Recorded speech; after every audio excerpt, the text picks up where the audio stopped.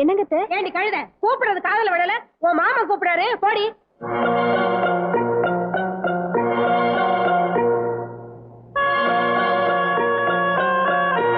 சாமி கொஞ்சம் லேட் ஆகி போச்சுங்க. எண்ணெய் எடுத்து வச்சு ரெடியா இருக்கீங்களே? இனிமே நீ தேய்ச்சி விடுவா போ. சாமி என்ன குத்தம் பண்ற சாமி? வேண்டா மருமக வந்துட்டால இனிமே அவ தேய்ச்சி விடுவா. தொழில் ரகசியத்தை சொல்லி கொடுத்தது தப்பா போச்சு. ஏன் அடிமடியில கைய வைக்கிறீங்களே? காசு பணம் வேணும்னா வாங்கிட்டு போ. மாமா கூப்பிட்டீங்களா? ஆமா கண்ணு, அவன் ஏதோ ஜோலி இருக்குன்னு போறான். இந்த சனிக்கிழமான எண்ணெய் தேய்ச்சி குளிக்கலன்னா எனக்கு வெடுக்குன்னு இருக்காது. எண்ணெய் தேய்ச்சி விடு. உங்க அப்பா என்ன போய் முது தேய்ச்சி விட சொல்றாரு. தேய்ச்சி விடு. நான் அவருக்கு போய் நல்லா வாய்க்கு ருசியா கொட்டிக்கணும். வசதியா ஏசுமுள்ள படுக்கணும்னு ஆசை இருக்குல்ல, போய் தேய்ச்சி விடுறே. ஓடே.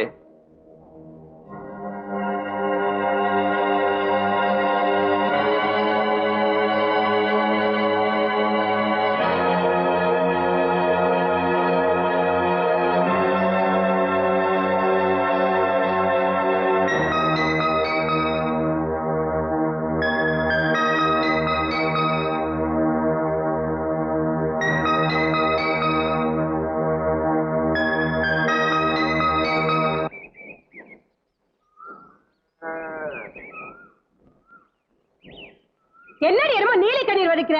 என்னமோ ஊர்ல உலகத்துல நடக்காத மாதிரி சீக்கிரம் தேய்ச்சி விடுவியா? என்ன அநியாயம் பாத்தீங்களா கவுண்டரே? கொடுமைதான் போங்க.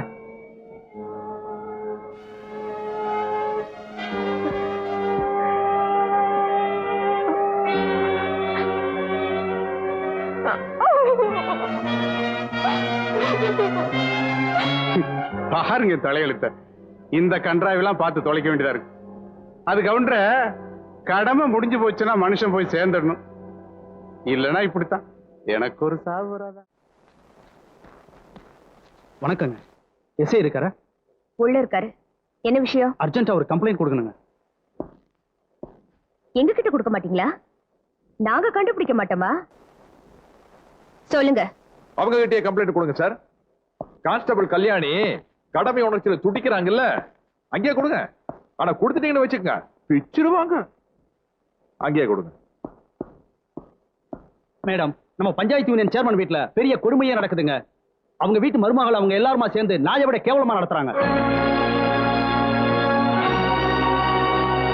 போன வாரம் கூட அந்த பொண்ணோட புருஷன் பெரியசாமி கட்டின பொண்டாட்டின்னு கூட பார்க்காம வெறும் கட்டி எடுத்து அடி அடி அடிச்சு நாஸ்தி பண்ணிட்டாங்க.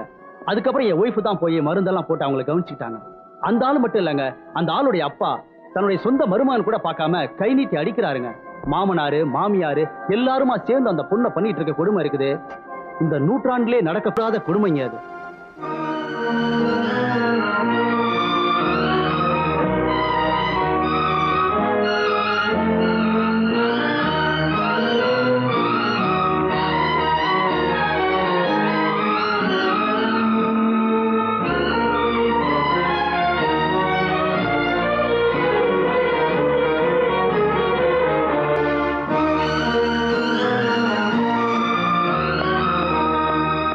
கல்யாணி எங்க போற?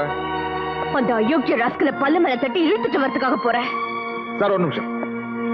இப்ப நீங்க சொன்னீங்கல்ல, அந்த கம்ப்ளைண்ட் அப்படியே ஒரு பேப்பர்ல எழுதி கொடுத்துருங்க. ரொம்ப நல்லா இருக்கு சார். புண்ணியத்துக்கு வந்த மாட்ட பல்ல பிடிச்ச பதம் பாக்குறீங்களா? என்ன சார் வாயில சொன்னீங்க, கையில எழுதி கொடுக்குறது என்ன கஷ்டம்? கொடுக்கலாம் சார். ஆனா அவங்க நடத்துற பள்ளிக்கூடத்துல வேலை பார்த்துட்டு இருக்க ஒரு சாதாரண வாத்தியார்னா அவங்கள பகைச்சிட்டனா என் கதி என்ன ஆகுறது? நல்லதை பண்ணிட்டு நாளைக்கு பெண்ணு குட்டிங்களும் நடுத்தருவில் நிக்க சொல்றீங்களா இவர? அர்த்தம் எல்லாம் பேசாத. பாதிக்கப்பட்ட பொண்ணு கம்ப்ளைண்ட் கொடுக்கல, பெத்த அப்பனு கம்ப்ளைண்ட் கொடுக்கல, கண்ணால பார்த்த தேர்ட் பார்ட்டி இவரு கம்ப்ளைண்ட் கொடுக்க மாட்டேங்கிறாரு. எதை வச்சு நாம அவங்களை அரெஸ்ட் பண்ண முடியுங்கிற? கிரிமினல நாம புத்தகத்துல நாம படிச்சிருக்கோம். ஆனா அவங்க அம்மா அவனுக்கு தாய்ப்பாலே மிக்ஸ் பண்ணி அடிச்சிட்டாங்க. இந்த கேஸ நாம வேற மாதிரி தான் மூவ் பண்ணோம். அதனாலதான் சொல்றேன், இப்ப நீ அங்க போகாத. அப்போ அடிதடி நடக்குதுன்னு ஒருத்த அவசரமா ஓடி வந்து சொன்னா நின்னு நிதானமா அவங்க கிட்ட கம்ப்ளைண்ட் எழுதி வாங்கிட்டு கொலையே நடந்து முடிஞ்சதுக்கு அப்புறம் தான் போனன்னு சொல்றீங்களா? பொறுப்பு இல்லாம பேசிக்கிட்டு இருக்காரு. இல்ல, நிதானமா யோசிச்சு தான் பேசுறேன். நீங்க வர மாட்டீங்க. ஏடா நீங்க எல்லாம் ஒரே ஊர்க்காரங்க. உங்களுக்கு மட்டும் என்ன கிரிமினல் ரத்தம் தானே? அவன் அந்த பொண்ணு கழுத்துல தாலி கட்டிட்டு அவ அப்பா வாழ்க்கையோட விளையாடிட்டு இருக்கான். கல்யாணி சுமார்மா, நீங்க என் கழுத்துல தாலியை கட்டாமலேயே எங்க அப்பா உயிரோட விளையாட வராச்ச. நீதான் என் பொறுமையோட விளையாண்டு ஆன் டியூட்டில இருக்கிறியான்னு பாக்குறேன். நீ சும்மா அவமானப்படுத்துறங்காட்டி எனக்கு கொஞ்சம் கூட கவலை இல்லை. ஆனா அங்க போனோம்னா நம்ம 2 பேரும் அவமானப்படுவோம். அதனால தான் சொல்றேன், இந்த கேஸ கொஞ்சம் பொறுமையா தான் டீல் பண்ணணும். எது வரைக்கும் பொறுமையா இருக்கணும்? அந்த பொண்ணு குணமாகற வரைக்குமா? இந்த நொணநாய் மேல எங்களுக்கு பேச தெரியும். ஆதாரமே இல்லாம நான் நீ போய் அந்த புள்ள வீட்டுல ரவுஸ் விட்டோம்னா நாளைக்கு அந்த புள்ளைய அப்பா வீட்டு குறைச்சி விட்டுருவாங்க. அங்க போய் மோட்சத்தின் நிப்பா. அதுக்கப்புறம் அவங்க அப்பனுக்கு யார் ஜவாப் சொல்றது? நான் நீமா? பொறுப்பான ஒரு பெரிய மனுஷன் பொறுமையை பத்தி பேசினா கேட்டுக்கலாம். ஆனா பொறுமையே இல்லாம என் குடும்பத்தை நடுத்தருவுல நிப்பாட்ட நீங்க பேசினா என்னால ஏத்துக்க முடியாது. இந்த கேஸ பொறுத்த வரைக்கும் நீங்க வந்தாலும் சரி வரலனாலும் சரி, உங்களை மீறி போறதுனால என் வேலையே போறாலும் சரி, அத பத்தி கவலை இல்ல. நான் போயே தீருவேன். நீங்க வாங்க சார்.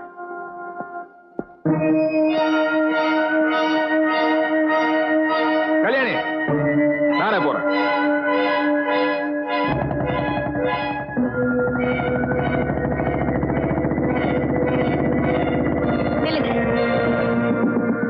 உங்களை நம்ப முடியாது. சமரசங்கிற பேர்ல மறுபடியும் அவளை அதே சாக்கடையில தள்ளிடுவீங்க. நானும் வரேன். சந்தேகங்கிற சாக்கடையில இருந்து ஒன்ன மேல தூக்குறதுக்குள்ள நான் ரிட்டையர் ஆயிரும் போல இருக்கு. ஏறி தொலை. போய் மூக்கு வயல கிழிஞ்சாத்த புத்தி வரும். ஏறிட்டியா? கொடுத்துக்க.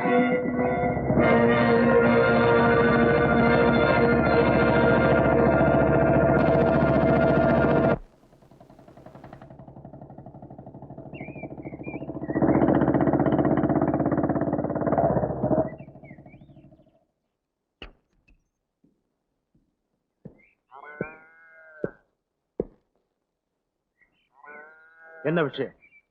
உங்க மருமகளை கொஞ்சம் விசாரிக்க. அட என்னப்பா உங்களோட ஒரே கூத்தா போச்சு. ஏற்கனவே என்னையும் என் மகனையும் விசாரிச்சது போதாதுன்னு இப்ப என் மருமகளை வேற விசாரிக்கணுமா? அப்படி என்னப்பா தப்பு படிச்சு அந்த புள்ள? வேற என்ன சித்தப்பா தப்புனோன்னு உங்க வீட்டுக்கு மருமகளா வந்ததே ஒரு தப்பு தான். அப்படி இல்லன்னா கூட பிறந்தவ மாதிரி இருக்கிறனா போலீஸ்காரனை வந்து விசாரிக்கணுமா?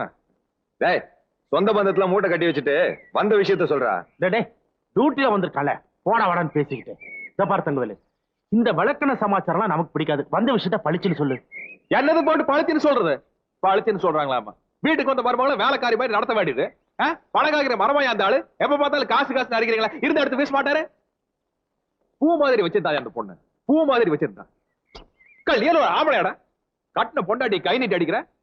உன் பொண்டாட்டி மருமகளை அடிக்கலாமா? ஒருத்தி தாயாவா? அத நீ வேடிக்கை பண்ணி வேடிக்கை பார்க்க வெறி செய்வ. மருமகளை என்ன தேய்ச்சி குடிச்சுட சொல்ற? முதுகு வேற தேய்க்கிறமா உங்களுக்கு? முதுகு அந்த ஆள் இருக்க வேண்டிய நிலைமையில இருந்தா நீங்க எல்லாம் படியேறி பொண்ணு கட்டுப்பீங்களா? வெளியில கை எட்டி கொண்டு தெரியுமா? ஏதோ கடைசி கால கஷ்டப்படுறாரு, அதுக்காக இஷ்டத்துக்கு ஏறி மிதிக்கிறதா? இத வந்து நாங்க விசாரிக்க கூடாது, அப்படித்தானே? ஆமா, இப்படி எல்லாம் நடக்குதுன்னு என் மருமகன் ஸ்டேஷன் படியேறி வந்து கம்ப்ளைண்ட் பண்ணானா? இல்லைங்க. அப்ப என் சம்பந்தி வந்து கம்ப்ளைண்ட் பண்ணாரா? இல்லைங்க. அதான பார்த்தா அந்த வெளியே வந்து ரொம்ப நாள் ஆச்சு. வேற யார் தான்பா கம்ப்ளைண்ட் பண்ணாங்க? வெளியே பேசிட்டேன். அப்ப பொட்டிக்கடையில பேசினதை வச்சு விசாரிக்க வட்டியா? நீ எல்லாம் ஒரு போலீஸ், உனக்கு ஒரு புல்லட். யாரா அவன்? இவனை கண்ட்ரோல் பண்றதுக்கு சம்பளத்துக்கு ஆள் பொண்ணும் போல இருக்க. போடா இந்த பக்கம். போடா. இந்த பாரு தங்கவேலு, யாரோ சொன்னதை வச்சு விசாரிக்க வந்துட்டேன். நம்ம இடமா இருந்ததுனால பரவாயில்ல, வேற இடமா இருந்தா பம்பா போயிருக்கோம். வந்தது வந்துட்டேன், காபி குடிச்சு போ. பேபி, தாயமா காபி கொண்டு வர சொல்லு. தாயம்மா, தாயம்மா, காப்பி கொண்டாட கண்ணு.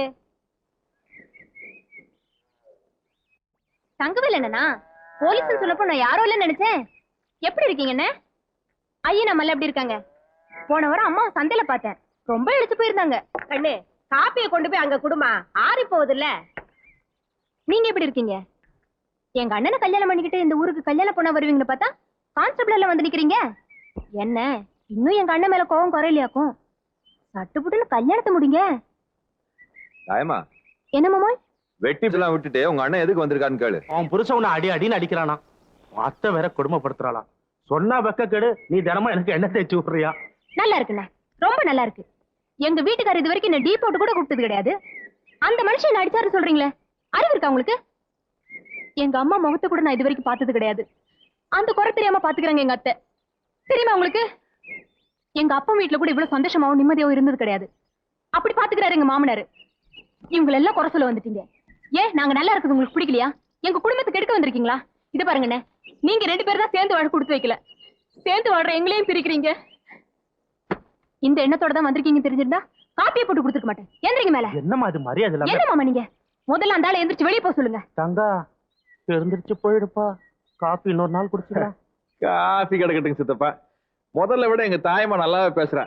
ஆனா என்ன, யாரோ எழுதி கொடுத்து பேசுற மாதிரியே இருக்குது. எழுதி கொடுக்குறவங்க கையை முடிச்சிட்டோம்னா சரியா போகும்னு நினைக்கிறேன்.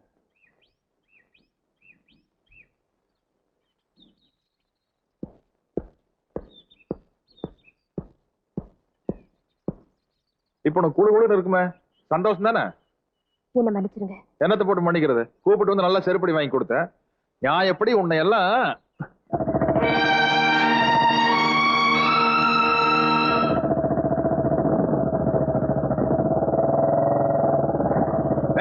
உனக்கு அந்த வாரியாருக்கு என்ன கனெக்ஷன் சொல்லு.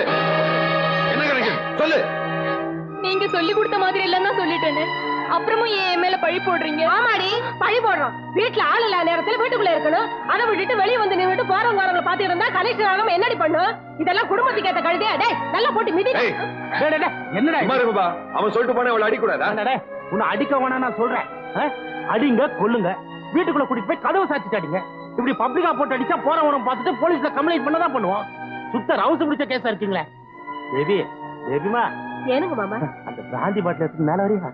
டேய் நீ வாடா கம்பெனி கொடுக்கணும். போய் ரெண்டு ரவுண்ட் போட்டு வந்தோம் பண்ணுவாங்க.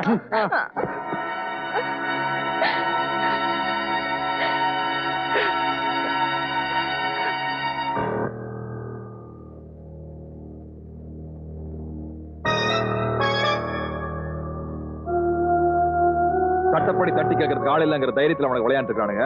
இதுல ஒரு கையெழுத்து போட்டு கொடுங்க. மாமனாரை மாமியாரை கூண்டுல பிடிச்சி ஏத்துனா தான் அவங்களுக்கு புத்தி வரும். இந்தாங்க. எதுக்கே கிழிச்சிங்க? கையெழுத்து போடுறதுல ஒண்ணும் தப்பு இல்ல தங்கவேலு. ஆனா அந்த கம்ப்ளைண்ட்ல கையெழுத்து போடுறதுனால மட்டும் என் பொண்ணோட தலையெழுத்து மாறிட போகுதா என்ன? அதுக்காக கண்ணு முன்னால் நடக்கிற அநியாயத்தை பார்த்து சும்மா இருக்க சொல்றீங்களா? இருக்குல்லையே, என் சம்பந்தி காலிலே விழுந்து என் மகளை கண்கலகாம வச்சு காப்பாத்துன்னு கேட்கறதுக்காக போனேன். அடப்போட கல்யாண சீர்பணத்தை கொடுக்கறதுக்கு வக்கு இல்ல, மக வீட்டுல கை நடிக்க வந்துட்டேன்னு கேவலமா பேசிட்டானுங்கப்பா. தாயம்மா என் வீட்டுக்கு மருமகளா வந்தா மக மாதிரி வச்சு காப்பாத்துவன்னு சொன்னானுங்க. இப்ப மணியாடுற பார் மாதிரி வச்சிருக்கானுங்கப்பா. காசு காசு கேட்டு அரிக்கிறானுங்க தங்கவேலு. அவனுக்கு அரிச்சிட்டாதான் இருப்பானுங்க. அதுக்காக பொண்ணை பத்து பாவத்துக்காக நாம கொடுத்துட்டே இருக்கணுமா? வாஸ்தவம் தான். உன் கல்யாணத்தன்னைக்கு நீ வாங்க வேண்டிய இடத்துல இருந்த, வேண்டான்னு சொன்னது உன்னோட பெருந்தன்மை. அது இந்த ஊர்ல எத்தனை பேருக்கு புரியுது. ஆனா இப்போ நான் கொடுத்தே ஆக வேண்டிய இடத்துல இருக்கிறேன். சீர்திருத்தம் பேசணும்னு வச்சுக்க காரி துப்புவானுங்க. சீர்வரிசை கொடுத்தாகணும்ப்பா. சரி, இந்த வீட்டை வித்தாவது கட்டிடலாம்னு பார்த்தா தரித்திரம் பிடிச்ச வீடுன்னு எவனும் வாங்க மாட்டேங்கிறான்ப்பா. அதுக்கு இல்லையா நான் தூக்கி வளர்த்துன பொண்ணு தாயம்மா அவ கண்கலங்கிறத பார்த்துட்டு என்னால சும்மா இருக்க முடியாது. இதுக்கு ஒரு முடிவு பண்ணி ஆகணும். முள்ளு மேல சேலை விழுந்துடுச்சு. சேலையை மட்டும் எடுக்கணும் நீ நினைக்கிற, சேலை கிளியாம எடுக்கணும் நான் நினைக்கிறேன். எதுக்கோ வழி விட்டு ஆண்டவன் அவன் கேட்ட ₹1,00,000 வழி பண்ணாம போயிட போறான்.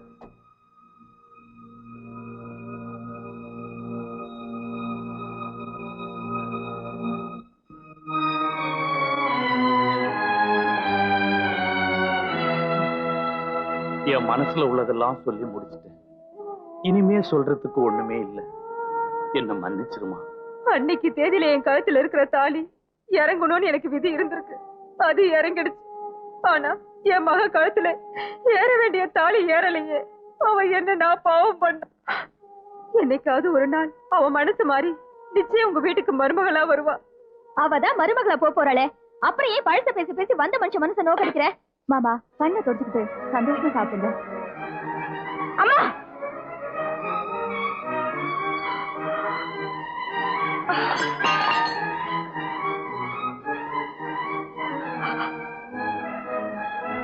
ஏம்மா, உன் புருஷனை கொன்ன கொலைகாரன வீட்டுக்குள்ள கூட்டு வந்து விருந்து வைக்கிறியே, நீ எல்லாம் ஒரு பொம்பளையா?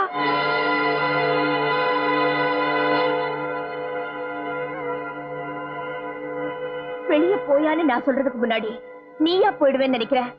போயா வெளியில.